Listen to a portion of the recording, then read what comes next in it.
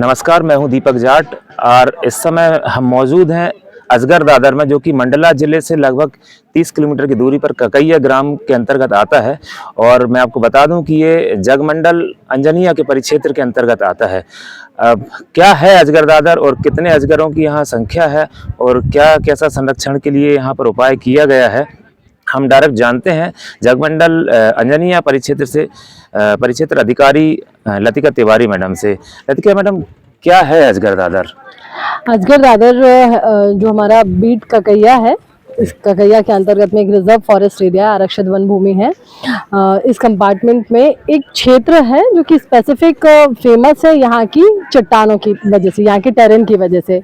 यहाँ जो चट्टानें हैं वो नीचे से खोखली हैं, जिसकी वजह से ये जो अजगर हमारे वन्य प्राणी हैं उनकी प्राकृतिक आवास का कार्य करती हैं। और जब ये दिसंबर, जनवरी, फरवरी या सर्दियों का मौसम होता है तब कोल्ड ब्लडेड होने की वजह से ये जो अजगर है ये धूप सेकने के लिए यहाँ की चट्टानों पर गर्म होने के बाद ये धूप सेकने के लिए आते हैं, तो उस वजह से ये फेमस है। लगभग कितनी संख्या होगी यहाँ अजगरों की?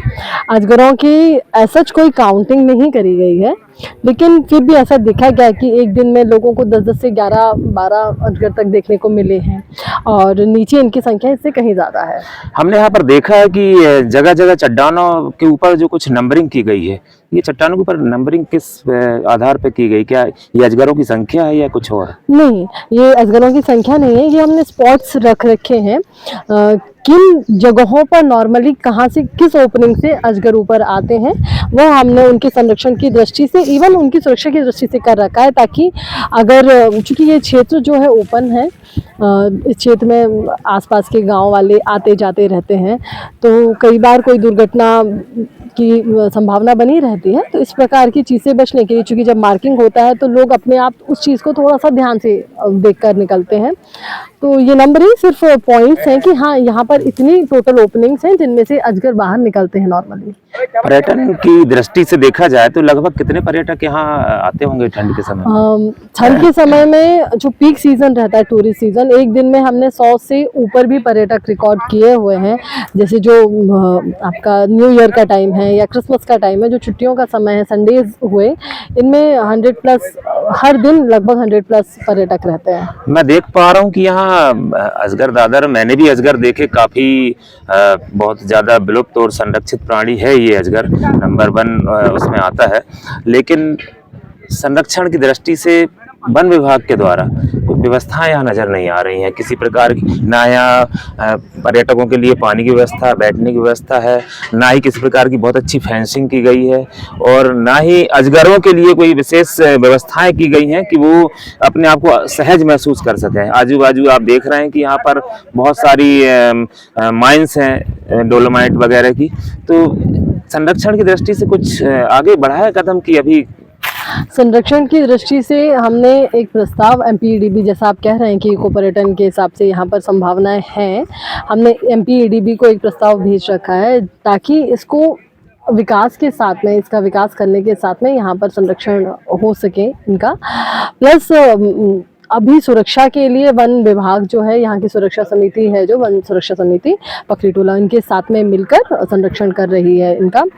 और आई होप जितना जल्दी ये हमारा सैंक्शन हो जाएगा, उसके बाद आप इस क्षेत्र को एक अलग ही नज़रिए से देख पाएंगे। और भी कोई जीव जंतु है इस क्षेत्र में कि ये सिर्फ अजगर के कारण ही जाना जाता है?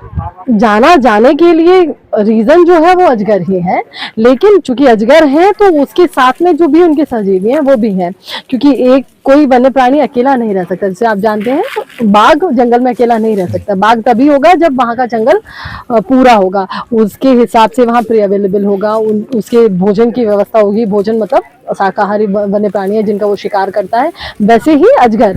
तो अजगर है यहाँ क्योंकि यहाँ पर कई अन्य प्रकार के, जैसे खरगोश हुए, जंगली खरहे हुए, और मूसे, चमगादड़, ये इस क्षेत्र में नीचे हैं, चूंकि हॉलो हैं तो चट्टानों में ये पाए जाते हैं। इसके अलावा कुछ जगहों पर मैंने पॉर्क्यूपाइन्स भी देखे हुए हैं, जो सेही भी हैं। तो वाइल्ड लाइफ की दृष्टि से ये रिच है एरिया, ऐसा नहीं है कि सिर्फ अजगर ही यहाँ पाए जाते हैं। पर्यटन के दृष्टिकोण से पर्यटक यहाँ आए, किस समय किस सीजन में यहाँ आए, और आप क्या अपील करेंगे पर्यटकों से कि वो आएं और अजगरों को देखें, मतलब क्या क्या सावधानियां बरतें और क्या कैसी सावधानियां रखें कि ताकि ना अजगरों को किसी प्रकार का नुकसान हो, ना ही किसी पर्यटक को किसी प्रकार का नुकसान। मेनली जो सर्दियों का मौसम है, जिस समय में ठंड ज़्यादा होती है, उस समय ही अजगर ऊपर आते हैं और धूप सेकने के लिए यहाँ पर पत्थरों पर बैठे होते हैं। तो मैं पर्यटकों के लिए यही कहूँगी कि दिसंबर, जनवरी, फरवरी ये जो मौसम है ये इनके साइटिंग के लिए बहुत अच्छे होते हैं। प्लस यदि आप आना चाहें तो ये सीज़न सबसे बेहतर है। पर्यटकों से यही अपील है कि आप आइए। यहाँ पे पर्यटन की दृष्टि से आप आएंगे तो और संभावनाएं बढ़ेंगी। प्लस इस क्षेत्र का नाम होगा, इस परिक्षेत्र का नाम होगा, तो ये आगे बढ़ता जाएगा। तो ये है लतिका मैडम का कहना कि आइए, पर्यटक की दृष्टि से आइए, पर्यटन कीजिए, देखिए यहाँ के अजगरों को, जो कि बहुत ही रेयर, बहुत ही विलुप्त प्राणी है, बहुत मुश्किल से देखने को मिलते हैं लोगों को। सांप तो यादा कदा कभी कभी शहरी क्षेत्र में मिल भी जाते हैं, लेकिन अजगर, और वो भी इतनी ज्यादा संख्या और इतने बड़े बड़े अजगर कहीं कहीं देखने को मिलते हैं। मंडला में, ककैया क्षेत्र में, और बल्कि मैं कहूँ कि जगमंडल अंजनिया के क्षेत्र में अगर ये चीज देखने को मिली है, इसका सदुपयोग करें, लोगों तक ये बात पहुंचाएं कि यहाँ अजगर दादर है और ठंड के ही सीजन में इनको देखा जा सकता है। और मैं भी अपील करता हूँ, जरूर आए, देखें अजगर दादर।